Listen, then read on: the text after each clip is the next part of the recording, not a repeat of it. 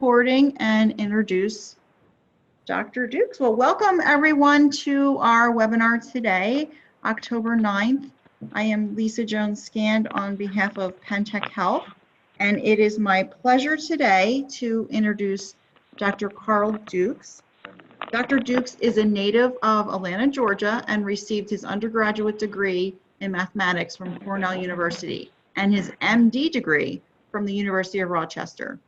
He completed his internship and residency at the University of Alabama in Birmingham. Upon completing his fellowship nephrology at the University of Texas Health Science Center at Houston, and after serving clinical and consulting roles in both the University of Texas Health Science Center and MD Anderson Hospital in Houston, Dr. Dukes entered private practice in 1983.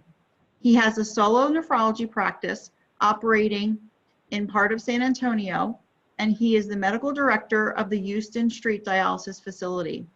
His interests are in management of hypertension and diabetes and how it impacts kidney function and disease progression. Thank you so much, Dr. Dukes, for taking the time out of your busy schedule to speak with us today. Well, good afternoon, everyone. Can you hear me okay? Yes, I can. If you just want to enter in the chat box some of our attendees, that would be helpful. Okay. Who enters that? Just for some. Oh, there. There we go. We've got loud and clear. There we got it. Okay, good. So anyway, I work in an indigent part of San Antonio, and I guess my charge of life is to try to keep people off of dialysis, and this is a very complicated issue. So we're going to talk about the cardiometabolic syndrome, and it's a continuum, whether you got stage 1 CKD or stage 5 CKD. It's kind of all basically the same. And unfortunately, the management is limited in terms of any definitive interventions. But without further ado, we will proceed. So you can read this as well as I can, but we've got two sides of modern civilization, the good. We've got 24/7 access to great tasting food. We can get whatever we want very quickly. I think one of the problems that was mentioned in my last webinar, no one has to have any delayed gratification. You can just simply make a phone call and somebody will bring it to you. You know, in the old days when I was a kid, if you wanted a chocolate chip cookie, you had to wait for mom to bake it maybe on the weekend, and by that time, those cravings may have abated. So you did not act upon impulses as much as we're able to act upon today, and I think that is a contributor to some of our obesity. We've got 24/7 access to entertainment, and modern medicine has us living longer than ever. So you don't really have any incentive to try to do right because we can rescue you. But on the other hand, we've got too much food, too little physical activity, too little sleep makes us unhealthy. And what's going to happen, we're going to have cardiovascular disease, high blood pressure, obesity, type 2 diabetes mellitus, chronic fatigue, as well as some forms of cancer. We'll talk a little bit later how these things are related. And up to 70% of our health problems are from unhealthy lifestyle, which is a real tragedy. Today, we basically have the world divided in two. We have one half of the world starving to death and one half of the world dying from eating too much. Is there a biological link between these problems? Absolutely. Gerald Rubin in 1988 tied this all together and looked at it as a metabolic abnormality known as insulin resistance, which is a potential precursor to type 2 diabetes mellitus. Actually, it's not even potential. It's basically what's going to happen. And many doctors have come to label this condition as the quote-unquote metabolic syndrome. And if you look at the mortality with metabolic syndrome, you look at all-cause mortality, as you can see there, the all-cause mortality is about 4.6%. or whatever, if you kind of look at that. And that jumps up to about 18% when you superimpose metabolic syndrome. Obviously, the metabolic syndrome is the deep purple column. Cardiovascular mortality overall is like 2.2%, jumping up to 12.2%. And probably a lot of that is due to some inflammatory cytokines related to all this visceral fat that creates a lot of problem. When is the metabolic syndrome normal? Well, it was kind of designed to help us through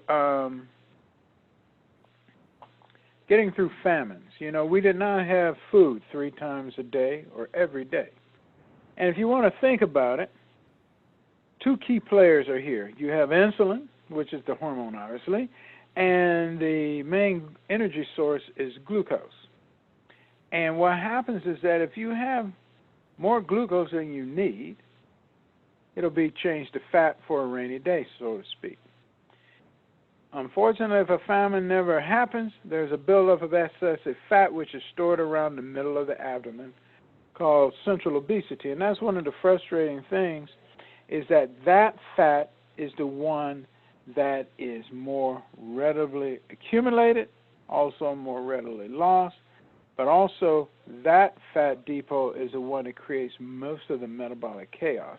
I know a lot of ladies in the audience worry about their hips, and unfortunately that is fat that is not readily accessible.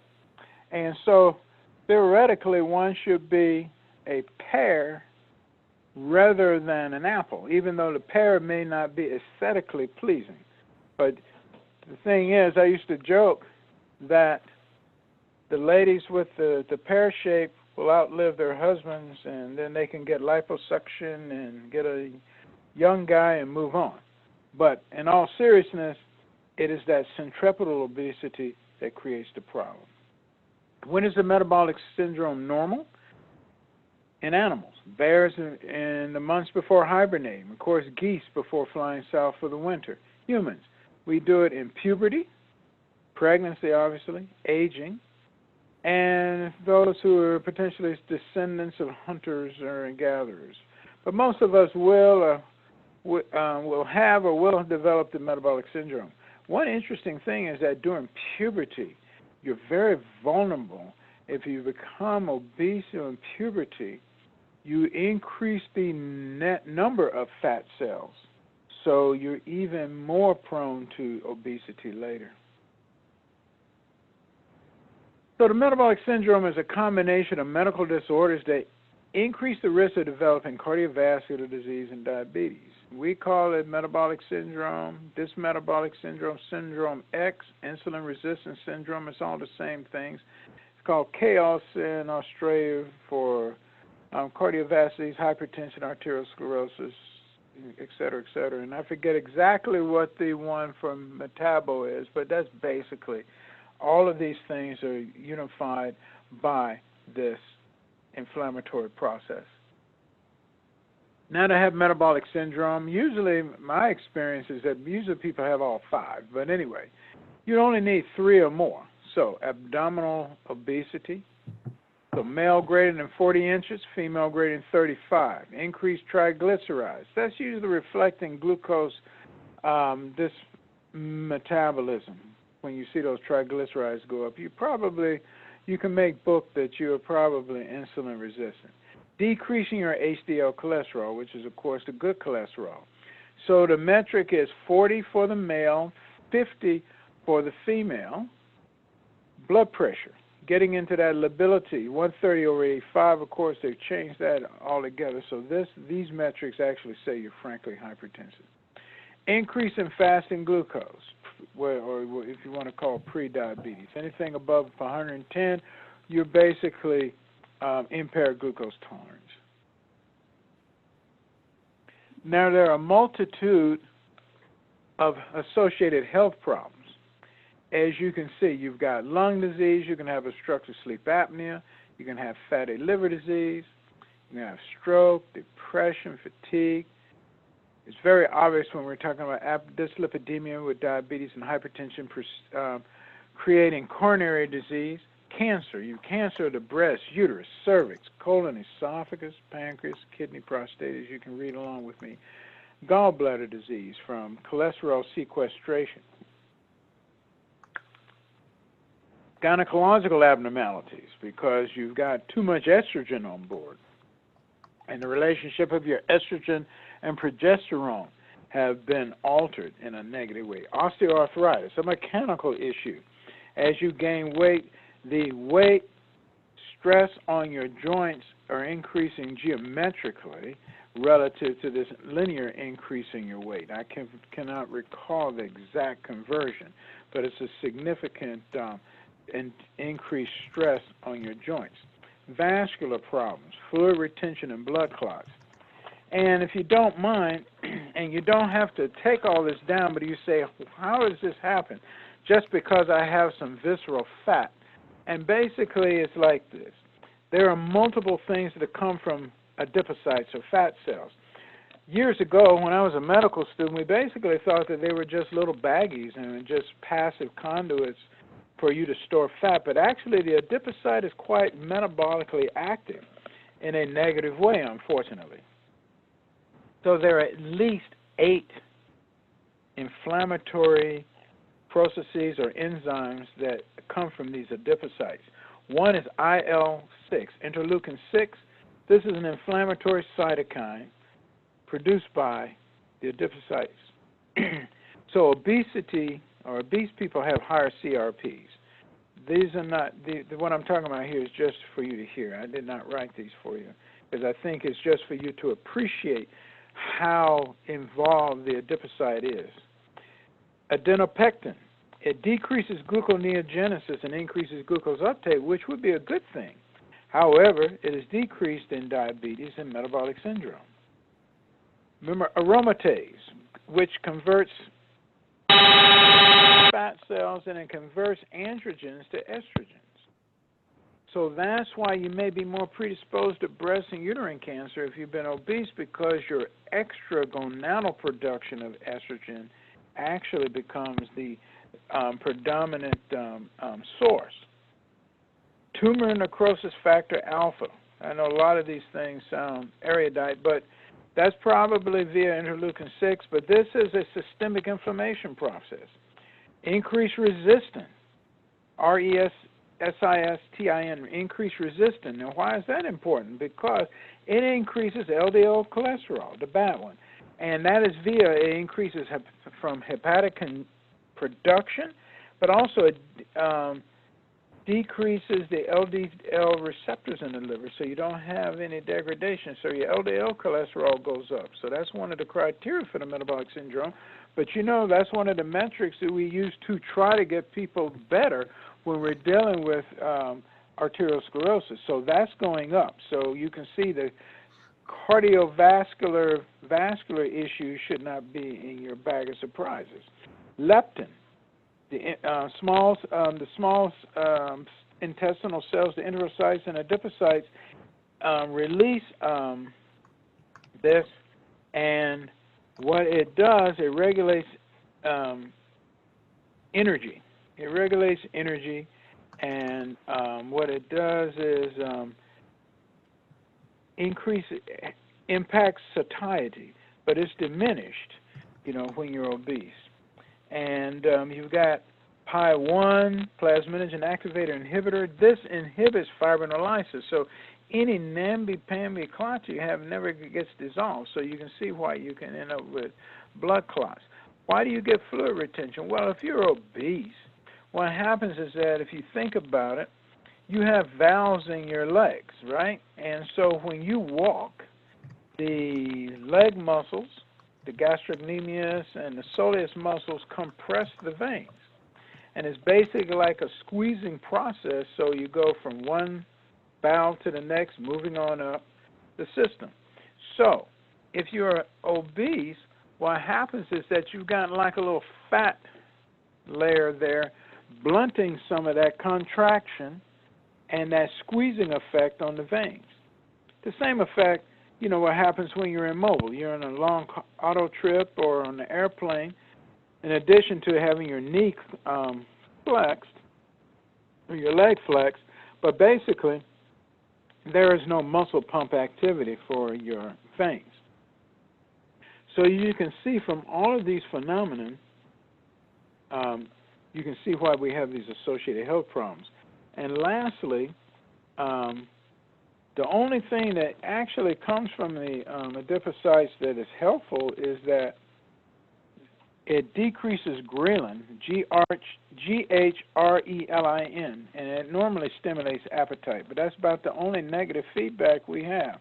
But all of the other things are quite devastating. And in fact, if you want to know the magnitude of it, we learned this from UT, the Health Science Center here in San Antonio, that when one is declared a diabetic, of course nobody knows when they're diabetic unless you're a type 1, but when you're declared a diabetic, you usually have had 10 to 15 years of a lot of this business going on in terms of these inflammatory cascades. As a result, believe it or not, you have a newly diagnosed diabetic has the same cardiovascular prognosis as a non-diabetic who has had a myocardial infarction. Now, that's the rationale for having the same metrics for diabetes as you do with somebody who's had a major adverse cardiovascular event, vis-a-vis blood pressure levels, the same LDL being 70, the same hemoglobin A1C metrics, because you treat these people as if they have already had a myocardial infarction, okay? So it's quite a devastating process. So the diabetes is actually the tip of the iceberg. When you look at prevalence of the metabolic syndrome by age, it continues to increase, and that's because people lose their muscle mass and become less active.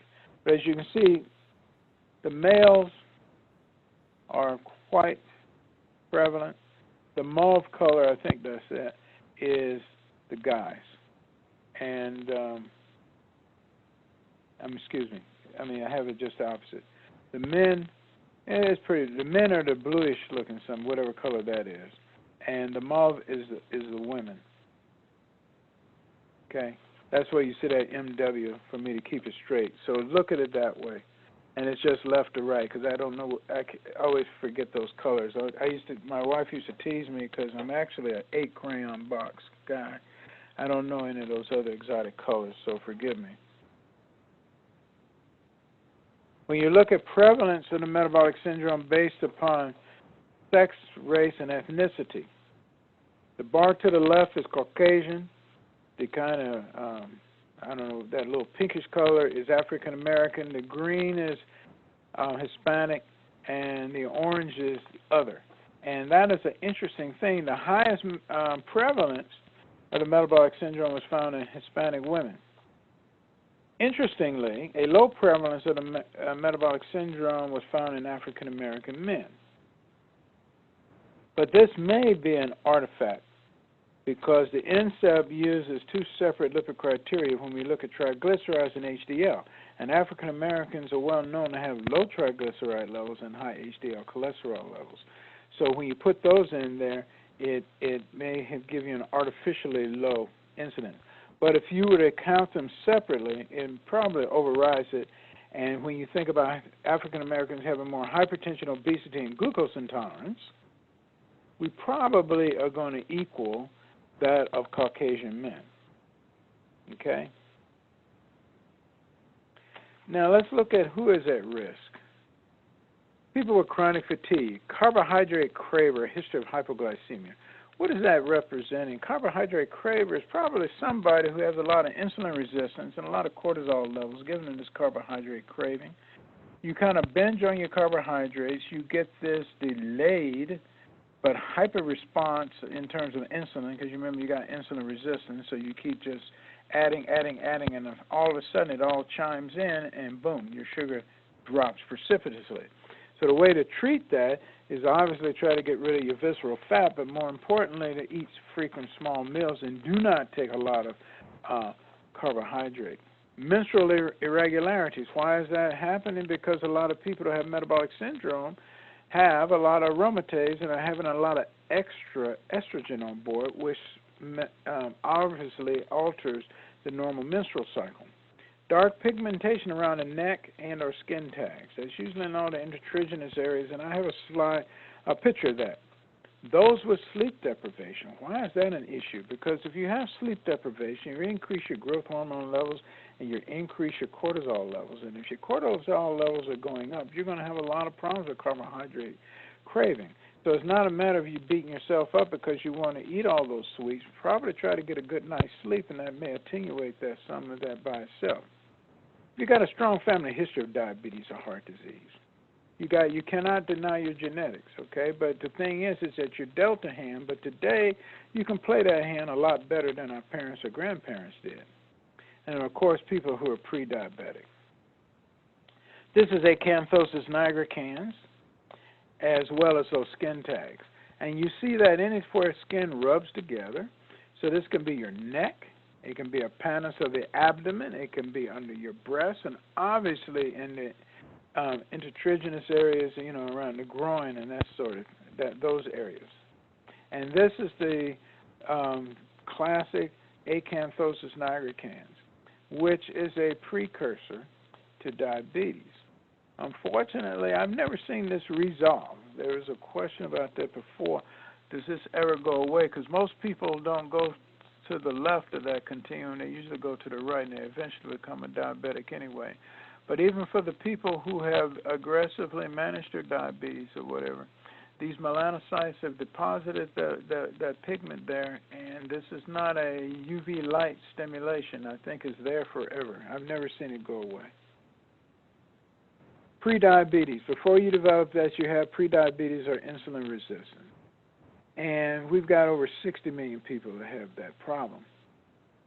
And individuals with type 2 diabetes mellitus are also significantly higher risk for coronary disease, peripheral vascular disease, and stroke, as what I told you before, because all those inflammatory cytokines those things are stimulating those processes, and all of those things culminate in a lot of endothelial dysfunction. And if you've got endothelial dysfunction, you can develop arteriosclerosis even without dyslipidemia. Insulin resistance is a common symptom of metabolic syndrome. And if I just want a little comment about insulin resistance, it's not just simply some discrete little receptor that we like to think about in these usual cartoons of the cell, but actually it's more like the fabric of the cell membrane in of itself. It's the whole cell membrane that gets infiltrated with fatty acids and from some other little complicated things that just completely blunts the cell's ability to respond appropriately to insulin, but it's actually the fabric of the cell membrane in of itself. Signs and symptoms of diabetes, everybody knows this. Frequent urination, you're polyuric because you've got an osmotic diuresis from the glucose. Excessive thirst because you become volume contracted. You're hungry. Why are you hungry? Think about it. The sugar is rolling around in circulating in your bloodstream. It's not getting into the cells. So this is like without good glucose transport or insulin, it's like you walk up, you go to HEB and get a basket full of groceries, but when you get to the checkout counter, you have no money. It doesn't matter. There's that food, but it's never getting where it needs to be. Why do you get unusual weight loss? You get unusual weight loss because you're starving. It's a paradox. The sugar is high, but you're actually starving. Increased fatigue because you're not getting any energy. You're getting cranky because you're hypoglycemic in a relative sense. Blurry vision. That blurry vision is not retinopathy. You got to remember the fact that the lens is one of the four organs or tissue beds that do not need insulin for glucose to enter them. So the lens of the eye is just responding to osmotic events. In other words, if the sugar is real high, water is sucked out of the lens to try to equilibrate with the ambient glucose. If the sugar goes the other way, water moves back in. So any self-respecting optometrist or ophthalmologist will not give you a refraction until your diabetes has been stable. Okay? That is not the blindness you get with the next tissue bed, which is retinopathy. That's a different animal. Then, of course, neuropathy. Why do they get neuropathy? Because you poison the cells because glucose is gone in there. And, of course, you know about nephropathy. So the lens, the retina, the nerve, kidney do not need insulin for glucose to enter or impact those tissue beds. And that's why those are the areas of complication. You probably thought about it, but I just wanted to spell it out. How to prevent prediabetes from turning into diabetes. We've got to get busy, some healthy lifestyle. Unfortunately, most of the people that we're dealing with have not and frequently will not embrace this. But you don't have to work that hard. If you look at that, 5 to 10% reduction in body weight. And that was corroborated here at UT. You don't have to do a lot. So you don't have to get back to your high school weight. You don't have to become a swimsuit model. Just do a little bit. So a 10% reduction in body weight will have a tremendous benefit in terms of keeping you from moving from pre to actual diabetes. Try to do something. Moderate physical activity. You don't have to be an athlete. You just need to kind of move your body. Maybe park the car and walk to the store. Don't spend 30 minutes going around to try to find, get the parking space right in front. Don't use your mother's, your parents' handicap stick or whatever. Just move. Walk up one flight of stairs. You don't have to do a lot. Your body is very forgiving. Metabolic syndrome treatment. Here we have the pyramid, which unfortunately reflects all medical management in our country. The apex of the pyramid is the most expensive. Dialysis is the most expensive. Stents, cabbages, Bempox, they're all the most expensive. But you wouldn't need those if you were down here at the base. And so this is a beautiful representation because you're spending a ton of money right here at the apex, but the lion's share of people are down here at the base. And it's really lifestyle modification. Pharmacotherapy, not so much. So the treatment of the metabolic syndrome, we're looking at weight loss induced by diet and increased physical activity is the cornerstone. Over-the-counter supplements, I think a lot of that stuff is whatever. I mean, I shouldn't say it like that, but it's anecdotal. There are some medications that can improve specific features of the metabolic syndrome. Obviously, I give you statins for your LDL. I give you blood pressure medicine for your hypertension. Bariatric surgery has done a lot. I mean, it can reverse many of these things, turn everything around, but that is so dire and so extreme. What is the best diet? Well, I'm talking to dietitians, so you can pick your poison. I think a lot of it is to do with just getting people going. Okay, so the problem is everybody kind of starts on something, they lose a little weight, but the frustrating thing is the average American will have gained or lost over 500 pounds in their lifetime. And one of the other tragedies is that, let's say you lost 20 pounds. Well, let's say you lose, out of those 20 pounds, maybe in an ideal situation, let's say you lost 15 of fat and 5 of muscle, which is probably not the case, more like half and half. Then if you gain that weight back, you gain 20 pounds of fat. So now you're proportionally fatter than you were before the other diet. And then you decrease your metabolic demands, and you finally get to a point in which you hear patients say, I eat nothing, even though I'm not a plant, but I eat nothing, and I just cannot lose weight.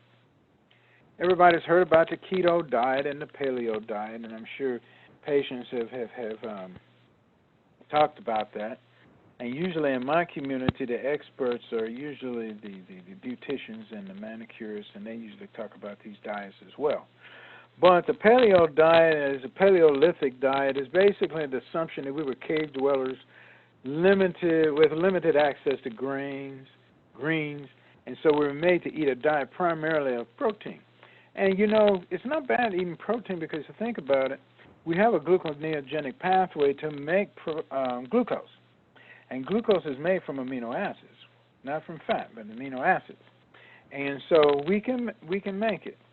But what you're trying to do is get most of your energy from animal products that are high in protein and low in carbohydrates. And basically, you're trying to avoid things that you would not have had back in the primal areas like refined sugar, dairy, and table salt.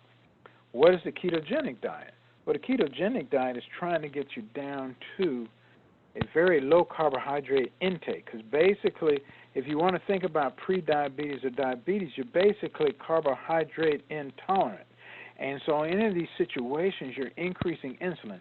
Insulin is not only going to help you to store fat, but also insulin promotes inflammation in susceptible people. It also increases, this inflammation increases cellular free radical generation, free radical attack on any convenient nearby target organ damage.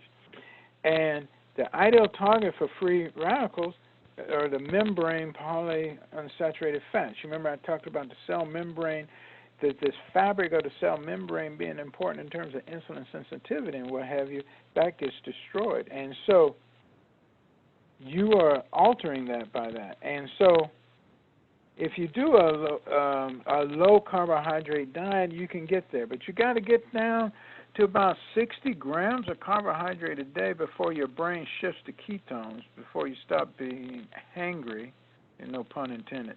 So your brain is going to use beta-hydroxybutyrate, okay? Now, the only problem is that you can't go on and off. It's got to be a commitment. So if you're going to do the keto diet, you got to be pretty strict. So the one minute you go back to some carbohydrate, you say, I'm going to have a weekend holiday or whatever, you got to start all over again, okay? Now, if you can get it less than 50 grams of carbohydrate a day, your ketones are going to be in the 1 to 3 millimole range after a few weeks, which is a physiologic nutritional ketosis as contrasted to DKA. DKA is usually 5 to 10 times greater. There's usually DKA, the ketone levels are usually in the 15 to 25 millimole range. Probably more than you want to know, but that's the reason why the ketone diet is not, the ketogenic diet is not the same as diabetic ketoacidosis. Then you got some fad diets and whatever. The best diet strategy to lower your calories, and I think the real thing is to lower your refined carbohydrate index. Because if you got glucose intolerance, that is a death knell for further insulin resistance and diabetes. And the real thing with the diet, it needs to be in conjunction with trying to exercise. Nutritional supplements, there's bukus. And again, a lot of these things are anecdotal. They don't necessarily knock things out of the park. But as you can see all of those, I know our patients were on this cinnamon kick. And it will lower your glucose levels, but are we talking about in a range that we really need? So yes, it will. I think vitamin E has not really been shown in more longitudinal studies to do anything. Vitamin C, a nice antioxidant, and it can do a little bit, but it's not going to be on the levels that we want. And here's just an idea how you can get into trouble by not really doing very much. And you see the yellow is the change in body fat. And so if you just taken an extra 12 calories, you're going to pick up about 4 pounds. You go all the way to the right, an extra 125 calories a day, which is almost imperceptible. I guess that may be a half a donut or something. I don't know. You will gain about 12 pounds. So, I mean, it's an ongoing process because we're a very efficient machine. And insulin does no deficit. I mean, the body does no deficit spending. So, you got to eat correctly, do not fast. And why do I say do not fast? Is because emotionally and psychologically it may sound good, but the thing is the body does not do deficit spending. So if you have not eaten up to this time that we're having this webinar, your caloric obligations have been met, or else you wouldn't be listening to me. So if you decide that you want to binge this evening and you eat more calories than you're going to burn, those are going to be excess calories because your debt has already been paid. So if you've already burned up 1,200 and you decided, because you didn't eat 1,200, and you eat 1,200 this evening and go to bed, the insulin is going to take care of that, and it's going to put that right in your midsection. So that's the rationale for not fasting. So benefits of regular physical activity, it decreases loss of muscle mass. Why is that important? And ladies in the audience, I know you're always worried about getting all bulked up. It's not going to happen unless you're using androgenic steroids. You want to have some muscle mass. Everybody likes to do aerobics, but you want to have some muscle mass because, one obvious thing, it's going to attenuate and decrease your risk for osteoporosis. Number two, if you have more muscle mass, you're going to have a higher metabolic rate, and it's going to be easier for you to maintain your weight. That's why men can drop weight faster than women can. And that's the reason why it improves maintenance of weight loss. But you should probably do a little cardiovascular and weight training. I think what an ideal situation, if you're doing something in the morning, would be do just the opposite of what most people do. What I would advocate is that you do a little resistance training firstly so you can utilize whatever glycogen was stored in your liver and your muscles, then do a little aerobics after that, and then you're obligated to burn some fatty acids. You might lose a little bit more weight like that. It makes sense. Now, energy expenditure, you can just see almost anything. Even chewing gum can burn some energy. But you don't have to do a lot of stuff. Look, gardening is, you don't have to walk or cycle. You can just garden, whatever. And, of course, getting busy looks like it generates some decent calories, but this is per hour, so I don't know if any of us are that athletic in that. So we probably do better climbing stairs or running, whatever, because I think in our minds we'd love to be able to say we'll do all of our aerobic activity through sexual intercourse, but that's an hour of actually doing something. The relationship of physical activity and maintenance of weight loss, as you can see, if you're not maintaining physical activity, nothing's going to happen. You're going to get sarcopenia, your metabolic rate goes down, so even though you were doing fine taking X number of calories, that's going to be an excess now because you lost muscle mass. Guidelines for increasing physical activity. And you know that more than I do, and you have the slides. So, medications. There have really been no medications. The biguanide, glucophage. What it does, it lowers insulin resistance, and it also decreases appetite because it stimulates ghrelin. Remember I mentioned that one, that funny hormone? Ghrelin is made in the stomach. So anyway, from the different sites. But anyway, the point being is that it helps you decrease carbohydrate craving and makes you feel a little full. Glitazones, Actos and Avandia. Let's forget about the cardiovascular controversies, but the problem is that it's an excellent medicine for improving insulin sensitivity, absolutely, and it decreases abdominal fat. However, it increases fluid retention and increases the synthesis of new fat cells. What a kick in the head, right? It increases the synthesis of new fat cells.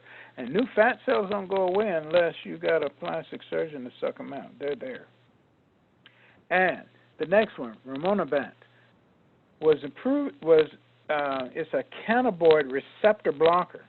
It's been available in Europe since 2006, but it did not make it through the FDA in 2007 because there was a higher than expected incidence of depression. Of course, you know the Orlistat study. I mean, the story is that the people have a lot of problems with bloating and sometimes some fat stain accidents and whatever, okay? The Ali is the over-the-counter Xenical, and it has about 80% of its activity, okay? Now, GLP-1s. This is interesting, and I don't know if maybe these companies might try to get some other indications, but basically you're blocking glucagon. You're looking at the GLP-1s blocking glucagon. You're improving insulin sensitivity. It slows gastric emptying, so that'll give you a sense of satiety. Plus, it acts in your brain and to increase satiety. And it is glucose dependent, so one does not have to be hyperglycemic to take this agent because you will not become hypoglycemic. SGLT2s. Well, the SGLT2 inhibitors, you know those guys. Well, what's interesting is that they also reduce visceral fat and decrease weight loss. And that's one of the things that they think may be helping them with their cardiovascular and cardiorenal impact. And also it decreases oxidative stress. And it increases ketones, not to the DKA level, but ketones, just like you were trying to do a form fruits of your ketogenic diet. Not quite to the same thing, but it's that sort of thing. Because a lot of your tissues would love to use ketones rather than carbohydrate. So, if you want to try to increase your health and longevity, the first thing, of course, is choose the right parents, but we don't have that option. So you got to be physically active. But see, these are things that you can get, even if you're dealt the bad hand, you can play it much better by not using tobacco. Tobacco kills everything that you did. You know, the endothelial dysfunction from smoking cigarettes and using tobacco offsets all that running and dieting and weightlifting and anything. So if you only do one thing, just don't smoke, and you forget about the other things if you just don't want to do anything. Eat a healthy diet, maintain recommended body weight, try to sleep. See, if you don't sleep, your cortisol levels go up, you're going to get fat. Decrease stress levels. We got to be like our lower down on the evolutionary pole. Unfortunately, the primates, the chimpanzees, man, see, they carry on stress. And it's a chronic process. But if you're aware of Robert Sladopolsky's book, Why Zebras Don't Get Ulcers, but it's a kind of catchy title. But basically, it's a 300-page article basically talking about the fact that zebras, lions, and all these other animals don't carry chronic stress. If a lion is after a zebra, the stress level is about a minute or two, and it will resolve. He will either get eaten or he gets away. But after that, he starts to graze again, and the lion says, oh, well, he looks for something else. However, we have a bad commute or whatever, or we have a bad interaction at work, we see, then we just carry on. And all of those things, think about every time you get ticked off to somebody, every time they're seething, think about that epinephrine and cortisol floating around, and that epinephrine is a cheese grater going the wrong way in the inside of your blood vessels. That's what we call endothelial dysfunction. You may as well, snort cocaine in terms of destroying your endothelium, okay? Drink alcohol moderately or not at all. Surround yourself with healthy relationships. You hear that, the new mantra, I don't want to be around negative people. Well, there's some truth to that. Avoid environmental risk factors. So, the summary, you can read that. But basically, the thing is that when you have the metabolic syndrome, there's so many derangements from all of this inflammation that you're basically a vascular path. The declaration of you actually transcending to diabetes is just the tip of the iceberg. Now you see it. That's because you can no longer compensate for it. But the relationship to cardiovascular problems, peripheral arterial disease, and CKD, because you got to remember the kidney is a vascular organ. It's only a microvascular. I use my ophthalmoscope. Kidney is retina, kidney. Okay? Medium-sized vessels, coronary disease. Large-sized vessels, that's your vascular surgeon's realm. But it's the same process. So I will close with this, and I'll be happy to answer any questions.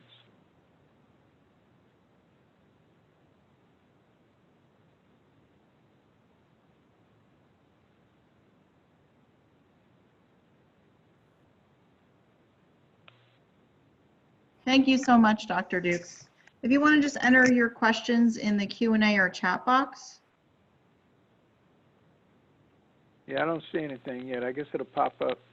Or if I can't see it, will you just read them to me? Yes, I'll read them. You're advancing the slide, so it's easier if I pull them up. Yeah, why don't you do that? Because I'm not. I just stress myself just doing that, advancing the slide. It's exhausting. You did a good job. Thank you. Yeah, we had so many questions yesterday, and today not as many. I think it was because we had that glitch in the audio. You think? Yeah, here's a question. Okay. if you're raising your hand, we can't unmute you. So if you want to ask it in the chat or the Q&A box, we can answer them that way. But just read it. But see, I don't see that. I don't. How Here, do I I'm gonna read it to you, Dr. Dukes. Okay. As a nephrologist, what is your take of high protein diets for those with high muscle mass due to resistance training? I don't have any problem with it. You can handle all of that. You know, I think of the issues about high, and this is my opinion. Well, actually, it's not opinion. The whole issue about a low protein diet is from the yesteryears when we were not doing renal replacement therapy. Remember the Giordano, Giovanetti diet. And what we found out is that we wanted to decrease, and we thought that we were prolonging the life of their kidney function because we were looking at their serum creatinine. But what it was is that were decreasing muscle mass, so we had less creatinine because we had less precursor. And at the expense of that was a low albumin level, so patients came to dialysis relatively malnourished, so their prognosis wasn't very good. But I do not have a problem with people who are bodybuilding or whatever up to 2 grams per kilogram or whatever. Because if you've got adequate kidney function, you can handle all of that. And if you have azotemia, it really doesn't have any bearing on what your intake. Because if you think about nephrotic syndrome, people are spilling 6 grams of protein. There's no reason for their serum albumin level to be low. There's the secret tryst between the kidney and the liver, and it tells the liver not to make albumin. So it's not a quantitative process. So the short take on that is that I do not have any issue with it. And if you were to look at the serum creatinines and did the MDRD equation on, let's say, NFL football players, particularly the linebackers or whatever, my goodness, these people are looking like they're all ready for dialysis. But if you did a 24-hour urine collection, you find out that their kidney function is perfectly fine. All right, thank you. There's a couple in here related to intermittent fasting. So somebody's writing, have you heard any research, or I read a recent study that alternate day fasting may reduce body weight and insulin resistance, and I'm curious your opinion on that. I mean, well, I guess if I stuck you in a hole and didn't feed you at all, yeah, you lose weight. Yeah. So, but I mean, the problem is with fasting, and how long are you going to fast? See, I don't understand the study, because here's the question. If you fast, any of us in this audience right now, if you fast for a day, what you're going to do is utilize protein. You're going to break down muscle amino acids to maintain things. You got to fast for several days before you shift to fatty acids. So that's what I mean. So the problem is that fasting for a day, you're going to lose some weight. But I would challenge to say, what kind of weight are we losing? Because see, when you break down some muscle, you make some glucose, and you utilize that glucose, but now you have burned energy. And what happens when you burn energy? You make carbon dioxide, which you blow off in your lungs, and you make water, which you urinate. So, of course, you'll lose some weight like that. But I think it's basically unhealthy to fast like that, unless you're going to do something for a prolonged period of time. But it's fasting for a day or so, I think it's more a psychological issue, and what you've lost is some water. And I can tell you, I have patients that have done this. They will fast because they're going on a nice little weekend or whatever, and they get their little black dress and their little killer shoes and whatever, and they haven't eaten for anything. And as soon as they take that first drink and that first hors d'oeuvre, they're popped out. And everybody's been to parties. Who's carrying the shoes when you leave the party? You know, so you get some swelling and whatever, because what you got, you thought you lost weight because you basically lost some water, fluid weight. No, it makes sense. And then there's a follow-up to it with the intermittent fasting, because people are saying that they hear that there's time frames of eating. So let's say the people would only eat between 2 p.m. and 7 p.m. and then no other time of the day, and then they would do that the next day as well. So they would have certain eating periods. Well, and they call that. Well, you know, that's what I was alluding to about when people fast during the day or whatever. You see, the thing is, remember, your body's not doing any deficit spending, so physiologically it makes sense. So assuming 2 to 7 p.m. you eat because you're up and about, And that's your time to eat because you're going to be expending energy. Of course, if you're a night shift worker, eating from 2 to 7 in the afternoon is not a good idea because you're not going to be utilizing that many calories, and you actually paradoxically become obese. I think the bottom line of what you're saying is that you hear this thing, eat like a king in the morning and like a prince in the afternoon, and then in the evening eat like a pauper.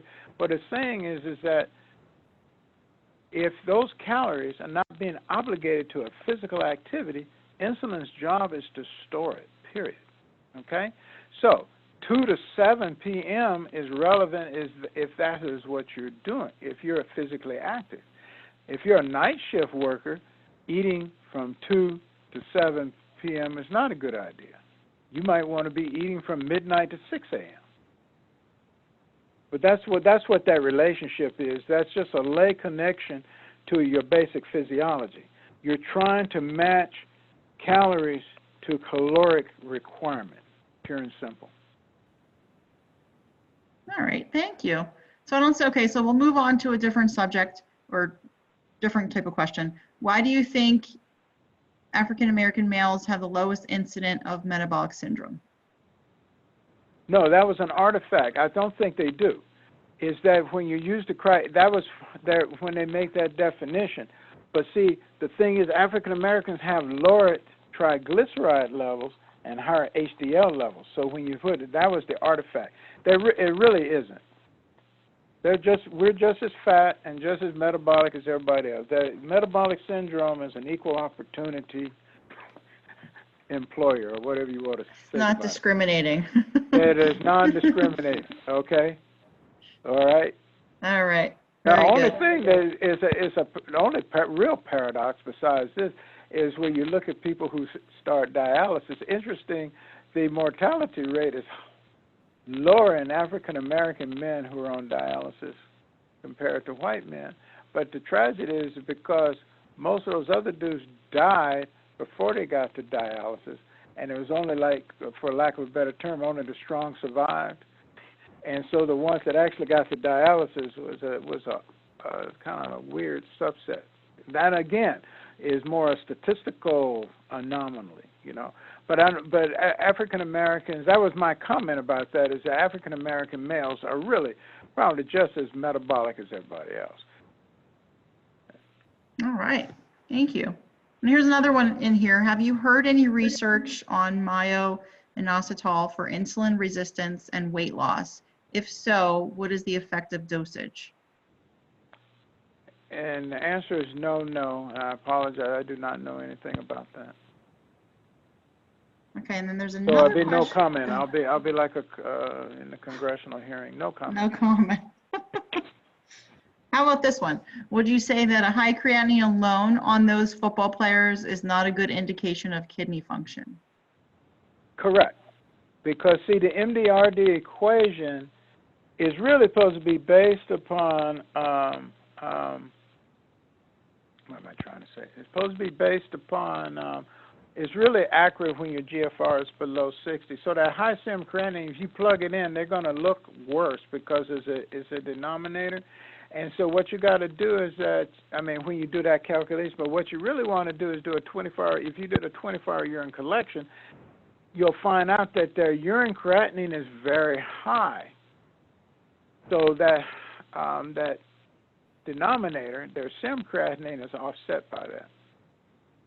So, you know, what I'm saying is that their creatinine clearances are not that bad. I've done that experiment myself. Of course, I'm not an NFL linebacker. I like to think of myself as something akin to that, but my creatinine is a little higher than, not super high, but mine is around 1.3, 1.4, whatever. But I do a lot of resistance training. But my creatinine clearance, my 24-hour urine creatinine clearance is actually normal or appropriate for my age. Because you also got to remember with your age, once you become an adult, you lose about 1% of your GFR per year. So, you know, if you're 70 years old, you can't have the same GFR that your grandkids have. Oh, that's a great point. Thank you. I'm looking to see if there's any, oh wait, here.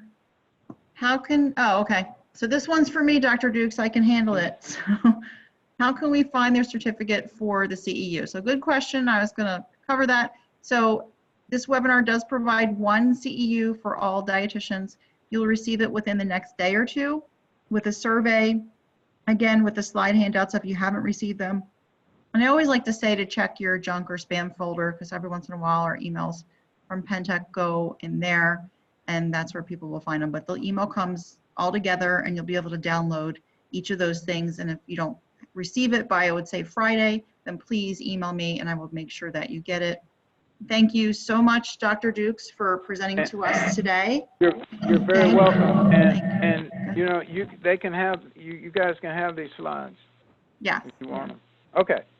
Excellent. And thank you all for attending, and we look forward to seeing you on one of our future webinars. Have a great rest of your day, everyone. Thank you. Now, what do I do? I'll hit end meeting, and then you'll be disconnected. Okay. Have a good day. I'll be in touch via right. email, Dr. Dukes. Thank you. Bye-bye.